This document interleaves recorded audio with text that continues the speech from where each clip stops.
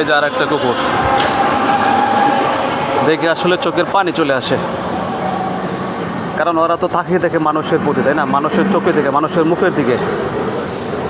আমরা 3 বেলা খাই, কিন্তু একবেলা না খাইলেই মানে খিদার যন্ত্রণা, হাঁটতে পারি না, চোখে সব মানে গোলা হয়ে যায়, তাই না? হায় রে দুনিয়া।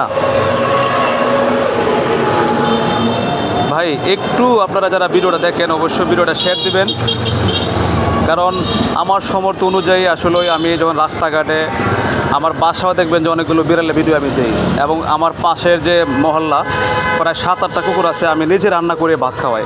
কী প্রয়োজন ছিল আমার খাওয়ানো বলেন তো?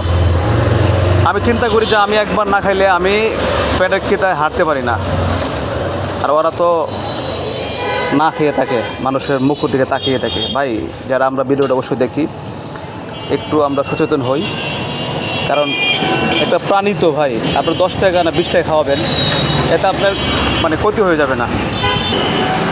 তো যাই হোক, সবাই অবশ্যই ভিডিওটা দেখবেন, শেয়ার দিবেন, যেন আপনি শেয়ার দেওয়ার জন্য আরেকটি ভাই যেন ভিডিও অবশ্যই দেখে এবং কুকুর প্রাণীকে অবশ্যই খাওয়াইতে পারে। এটা সবের কাজ ভাই, অবশ্যই চালিয়ে যাবেন। আল্লাহ হাফেজ, আসসালামু আলাইকুম।